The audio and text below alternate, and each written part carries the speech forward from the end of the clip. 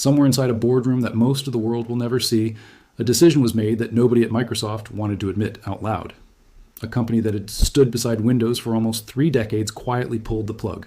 No press conference, no farewell tour, just a slow, deliberate walk away from the operating system that built an empire. And when the news reached Bill Gates, people close to the situation say the reaction wasn't calm. It wasn't diplomatic. It was the kind of reaction you only see when someone realizes the thing they built their entire life around is starting to crumble from the inside. This is the story of how it happened, why it happened, and why so many people believe this is just the beginning of something much bigger. For years, the relationship between major hardware companies and Microsoft looked unbreakable. Windows shipped on nearly every laptop, desktop, and workstation that left the factory floor.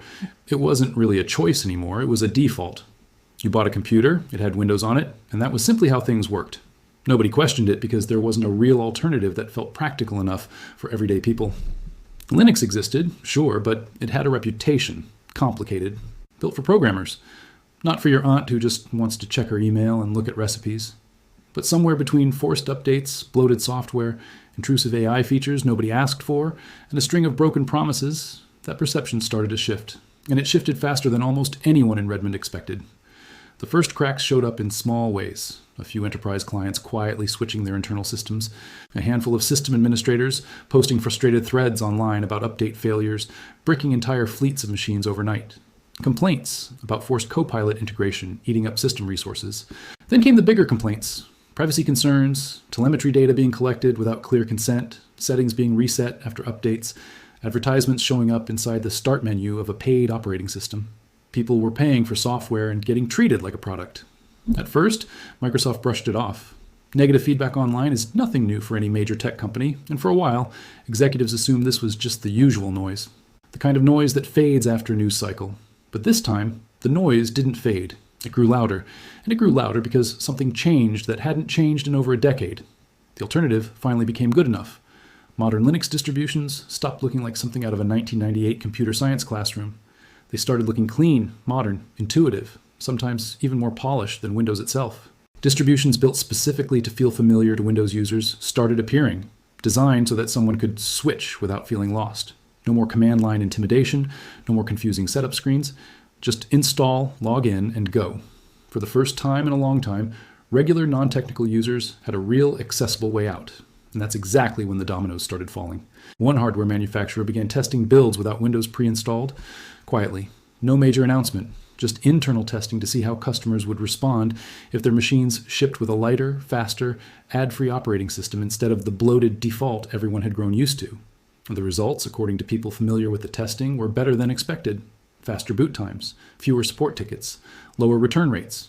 Customers reported their laptops felt newer for longer, without the usual slowdown that comes from background processes nobody asked to be running. Word started to spread. Other companies began watching closely. If one manufacturer could pull this off without losing customers, why couldn't they? The unspoken rule that Windows was non-negotiable started to lose its grip. Then it happened. The announcement that sent a shockwave through the tech world. A major company, one that had shipped Windows machines for years, confirmed it was moving away from Microsoft's operating system as the default option on a significant portion of its product lineup, not an experimental side project, not a budget line aimed at developers, a real visible shift in strategy. The internet exploded almost instantly. Tech forums lit up with discussion. Longtime IT professionals who had spent years quietly frustrated with Windows updates breaking their systems finally felt validated. Casual users who had been hearing whispers about switching finally had a real example to point to. This wasn't some indie hardware brand trying to make headlines. This was a company with real market weight, real manufacturing scale, and real influence over what millions of people would have installed on their next computer. And somewhere in all of this, sources close to Microsoft's internal communications describe an atmosphere that can only be described as tense. Meetings that used to be routine turned into damage control sessions. Executives scrambling to understand how a relationship that had lasted decades could unravel this quickly. And at the center of it all, the man whose name is permanently linked to the rise of Windows itself, watching the foundation of his life's work get publicly questioned in a way it hadn't been questioned in over 20 years. Whether or not Bill Gates personally issued any statement, the symbolism of the moment wasn't lost on anyone paying attention.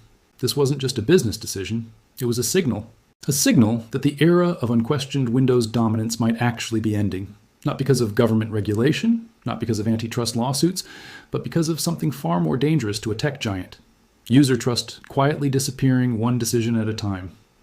Let's talk about why this actually matters, because on the surface, it might just look like one company switching operating systems. But underneath that, there's a much bigger story happening, and it's a story that affects every single person reading or watching this right now, whether they realize it or not. For the last several years, Windows has been slowly transforming from an operating system into something closer to an advertising platform with a file explorer attached. Features nobody asked for keep getting pushed into the experience. AI assistants baked directly into the taskbar, collecting data in the background. Recommended apps showing up in the start menu like unwanted sponsorships. Settings menus that quietly reset themselves after major updates, undoing privacy choices users had specifically made. And on top of all that, system requirements have been pushed higher and higher, intentionally making millions of perfectly functional older computers suddenly incompatible, forcing people into either buying new hardware or running an operating system that's technically still supported, but functionally treated like a second-class citizen. This pattern hasn't gone unnoticed. People are tired. Genuinely tired. Tired of forced updates interrupting work. Tired of features they never requested eating up system resources. Tired of feeling like their own computer is working against them instead of for them. And when that kind of fatigue builds up across millions of users over years, it doesn't just disappear. It eventually turns into action. People start looking for alternatives. They start asking questions they never used to ask. Do I actually need Windows? What am I even using it for? Could I do the exact same things with something else? Something lighter? Something that doesn't feel like it's constantly trying to sell me things? And the moment a major hardware company publicly validates that question by shipping machines without Windows as the default, it gives permission to millions of undecided users to finally take that leap themselves. This is exactly why this story isn't just tech drama. It's a shift in power. For decades, the relationship between hardware manufacturers and Microsoft was almost one-sided. Manufacturers needed Windows because that's what customers expected. Microsoft knew this, and it gave them enormous leverage in licensing deals, default settings, bundled software, and feature requirements. But the moment that need disappears, the moment manufacturers realize they can sell computers without Windows, and customers will still buy them, every bit of that leverage starts to evaporate. And that's the real reason this situation has people inside Microsoft on edge. It's not just about losing one customer. It's about losing the illusion of inevitability. Once people see that life without Windows is not only possible, but in many cases smoother, faster, and less invasive, that illusion is gone for good. You can't put it back together once it cracks. Now, let's break down exactly what's pulling users away, because understanding the why is just as important as understanding the what. The first major factor is performance. Modern Windows installations carry an enormous amount of background processes. Telemetry services constantly sending diagnostic data back to Microsoft. Background updates running silently, consuming bandwidth and processing power. Built-in apps that can't be fully removed without registry tricks or third-party tools. All of this adds up to a system that feels heavier than it should, especially on older or mid-range hardware. Compare that to a streamlined Linux distribution, stripped down to exactly what the user needs, and the performance difference becomes obvious almost immediately.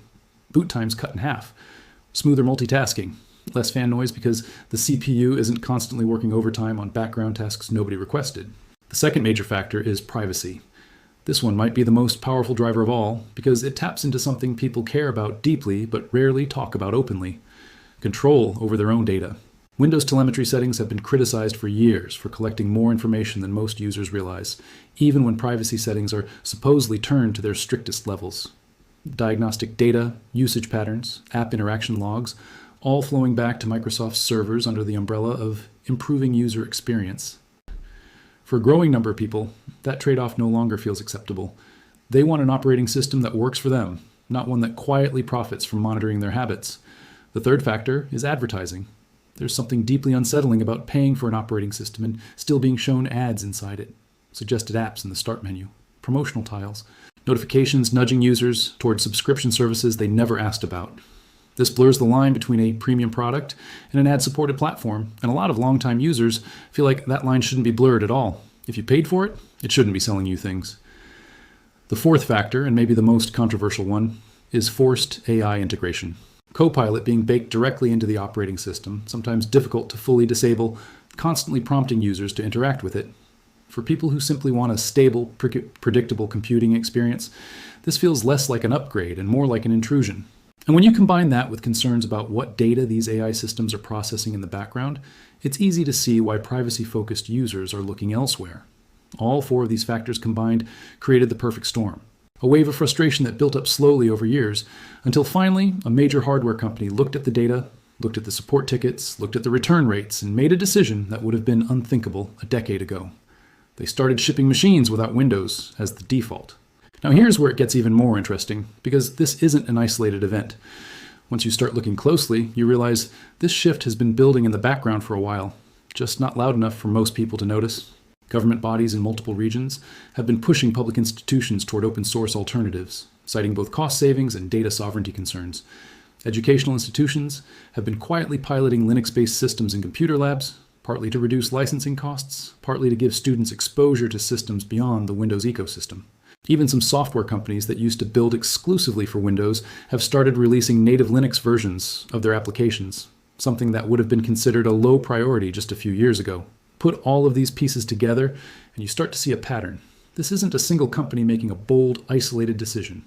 This is one visible domino falling in a chain that's been quietly forming for years. And once people see one major domino fall, it becomes a lot easier for the next one to follow. So what does this actually mean for the average person sitting at home, scrolling through their phone, wondering if any of this even applies to them? It means choice, real choice, for the first time in a long time. For years, switching away from Windows felt like a decision only tech-savvy enthusiasts could make. It required technical knowledge, patience, and a willingness to troubleshoot problems most regular users wouldn't even know how to begin solving. That barrier is disappearing. Modern alternatives are designed specifically with ease of use in mind.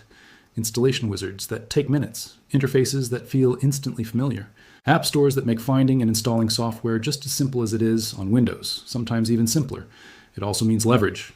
As more users explore alternatives, software developers are forced to take those platforms seriously.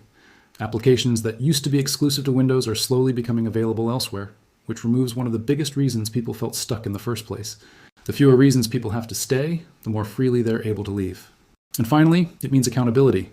When a company knows its user base has genuine alternatives, it has to behave differently. It has to listen more carefully to complaints. It has to think twice before pushing intrusive features that frustrate its users. Competition, even quiet, slow-building competition like this, has a way of forcing change that complaints alone never could. So where does this leave Microsoft, and where does this leave Bill Gates, the man whose name will forever be tied to the rise of Windows as the dominant operating system on the planet? It leaves them at a crossroads. They can choose to listen to what's happening, scale back the intrusive advertising, reduce forced AI integration, give users meaningful control over their own data, and rebuild the trust that's been slowly eroding for years. Or they can continue down the current path, doubling down on features that prioritize engagement metrics and data collection over user experience, and watch as more companies, more institutions, and more everyday users quietly walk away. Because here's the truth, nobody at the top wants to say out loud. Loyalty in tech isn't permanent. It's earned, and it can be lost. For decades, Windows had the kind of unquestioned loyalty that came from having no real alternative. That era is ending. Not overnight, not in some dramatic single event, but slowly, the way most major shifts in technology actually happen. One frustrated user at a time. One quiet hardware decision at a time. One company looking at the numbers and realizing the old assumptions simply don't hold up anymore. And if this trend continues, if more companies follow the lead of the one that just made headlines, we could be witnessing the early chapters of the biggest shift in personal computing since the operating system wars of the 1990s. Back then, it was about who could dominate the market. This time, it's about who can earn back the trust they've spent years quietly losing. Whatever happens next, one thing is clear. The unquestioned dominance Windows once held is no longer something anyone can take for granted. And for a company that built its entire identity around being the default choice for billions of people, that realization alone might be the most uncomfortable truth they've had to face in over 20 years. Let's go even deeper. Because there's a layer to this story that most people scroll right past without realizing how significant it actually is. The story isn't just about one hardware company changing its mind. It's about an entire generation of users who grew up with Windows as the only option they ever knew, suddenly questioning a relationship they never thought to question before. Think about it for a second. For most people reading this, Windows wasn't a choice. It was inherited. You got your first computer, it had Windows on it, and that was simply the world you grew up in.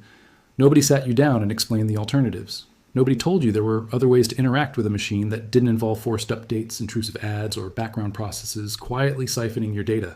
You just accepted it, the same way you accept the weather. It was a fact of life, not a decision you actively made. That kind of default loyalty is incredibly powerful for a company because it doesn't require effort to maintain. People don't switch away from things they've never questioned. But once the questioning starts, once even a small percentage of users begin asking, wait, why am I dealing with this?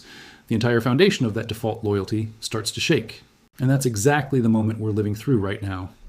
It's worth pausing here to talk about the human side of this story, because behind every statistic about market share and licensing deals, there are real people who made the decision to switch, and their stories tell you everything you need to know about why this shift is happening. Picture someone who's been using the same laptop for almost 5 years. It still runs everything they need. A browser, word processor, a few games here and there, maybe some light photo editing. Then one day, an update notification appears, the kind that can't be postponed indefinitely. They click update, walk away to make coffee, and come back 20 minutes later to find their desktop layout rearranged, their default browser reset, and a new AI assistant icon sitting in their taskbar that they never asked for and can't fully remove. That single moment, multiplied across millions of users, is exactly the kind of frustration that builds resentment over time. It's not one big betrayal. It's 1,000 small ones, stacked on top of each other until the dam finally breaks. Now picture that same person hearing from a friend, or seeing a video online, about a free alternative that doesn't do any of that. No forced AI assistant, no mysterious settings resets, no ads hiding inside the start menu. Just a clean, fast, predictable system that does exactly what they ask it to do and nothing more. For someone who's been quietly frustrated for years, that alternative doesn't just sound appealing, it sounds like relief. This is the emotional core of why this story matters so much and why it's spreading so fast. It's not really about operating systems at all, it's about control. It's about people wanting to feel like they're in charge of the technology they paid for, instead of feeling like guests in a system designed primarily to serve someone else's interests. Now, let's talk numbers for a moment, because the scale of what's happening here is genuinely staggering once you actually sit down and look at it. Windows has held a commanding share of the desktop operating system market for decades, often hovering well above 70% globally. That kind of dominance doesn't get built overnight, and historically, it hasn't been seriously threatened either. Alternative operating systems combined have typically made up a small sliver of that pie, often dismissed as a niche choice for developers, hobbyists, or extremely privacy-conscious users. But recent data tells a very different story. Market share numbers for alternative desktop operating systems have been climbing steadily, not in massive dramatic jumps, but in the kind of slow, consistent upward trend that analysts pay very close attention to. A percentage point here, another percentage point there.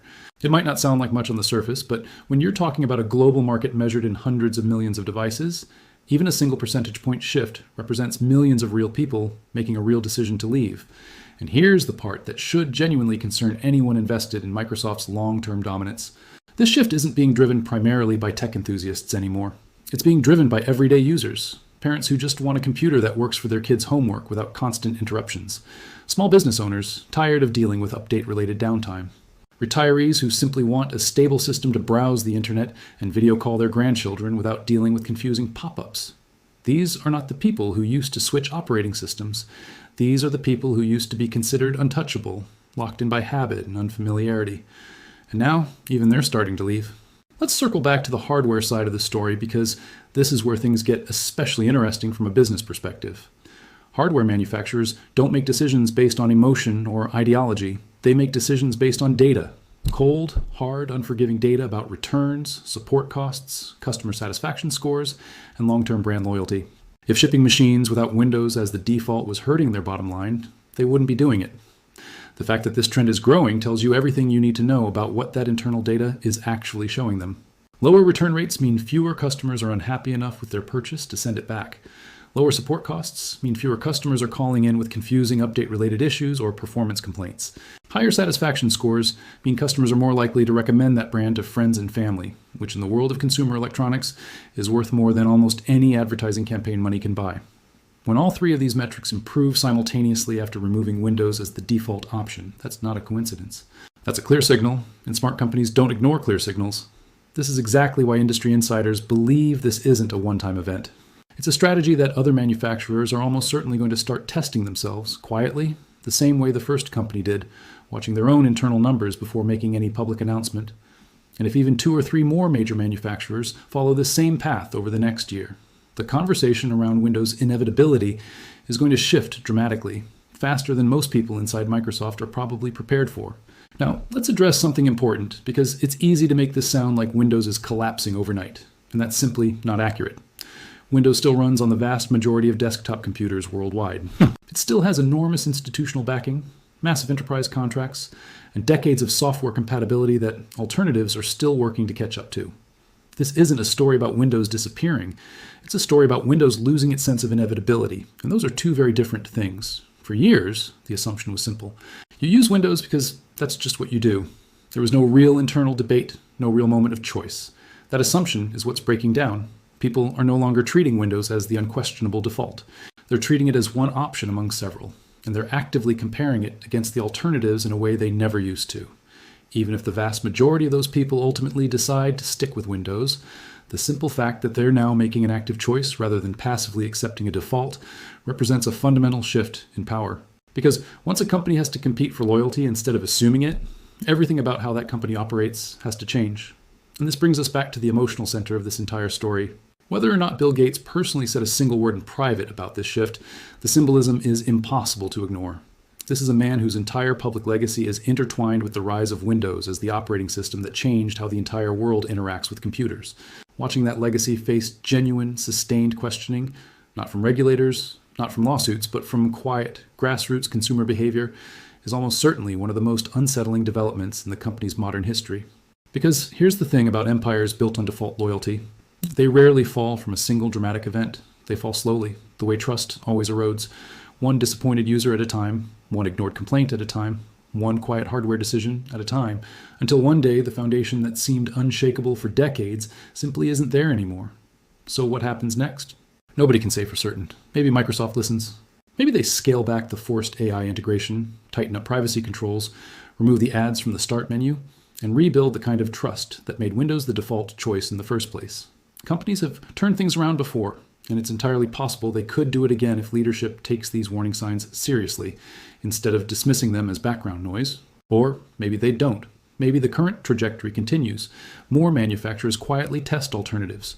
More users discover how smooth a modern, ad-free, privacy-respecting operating system can actually feel, and the slow erosion accelerates into something far more dramatic than anyone currently expects. Either way, one thing has already changed permanently. The era where Windows could simply assume loyalty without earning it is over. And for a company that built an entire empire on exactly that assumption, that single realization might end up being more dangerous than any lawsuit, any regulator, or any competitor they've ever faced. There's one more angle to this story worth sitting with before we wrap up, because it's the part that ties everything together. Every major shift in technology history follows a strangely similar pattern. It starts with a small group of people feeling like something is wrong, even if they can't fully articulate why. Then it spreads to a slightly larger group who start actively searching for alternatives. Then, almost suddenly, a big, visible player makes a move that validates everything that smaller group had been feeling all along, and the floodgates open. We saw it happen with mobile phones. We saw it happen with streaming versus cable. And right now, in real time, we're watching it happen with operating systems. The interesting part is that none of this required a single dramatic announcement from Microsoft itself. It didn't require a scandal, a lawsuit, or a public apology. It simply required enough ordinary people to quietly reach the same conclusion at roughly the same time, and enough companies paying close enough attention to notice that pattern before their competitors did. That's what makes this story so different from typical corporate drama. It's not being driven from the top down. It's being driven from the bottom up, by millions of small individual decisions that eventually add up to something impossible to ignore. So the next time you sit down at your computer and a notification pops up, asking you to try a new AI feature you never requested, or your browser homepage quietly resets itself after an update, ask yourself the question millions of other people have already started asking. Is this really the only option, or have I just never stopped to look for another one? Because for the first time in over 20 years, the honest answer to that question is changing, and it's changing faster than almost anyone in the industry predicted. That's exactly why this story matters so much right now, and why it's worth paying close attention to whatever comes next. What's remarkable is how quietly this entire transformation has unfolded.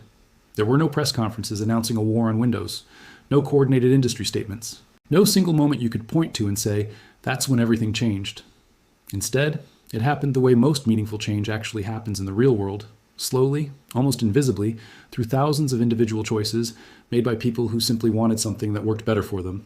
A student switching because their old laptop felt sluggish. An office manager switching because IT support costs were eating into the budget. A retired teacher switching because a grandchild set it up for them and they never looked back. None of these stories make headlines on their own. But together, they form the quiet undercurrent that eventually surfaces as the kind of major hardware decision that does make headlines. And that's perhaps the most important lesson buried inside this entire story. Large institutions, no matter how powerful, no matter how entrenched, are still ultimately made up of decisions made by individual people choosing what serves them best. When enough of those individual decisions point in the same direction, even the most dominant company in the world has to pay attention. Because ignoring that pattern for too long doesn't just risk losing a few customers here and there. It risks losing the entire narrative of inevitability that took decades to build in the first place. So whether you're someone who's already made the switch, someone who's seriously considering it, or someone who's perfectly happy sticking with what you know, one thing is undeniable. The conversation around personal computing has fundamentally changed, and it's not changing back anytime soon. The next few years are going to be fascinating to watch. And if this story is any indication, we're only seeing the very beginning of it. Make sure you're subscribed, because this story is far from over, and the next chapter might be even bigger than this one.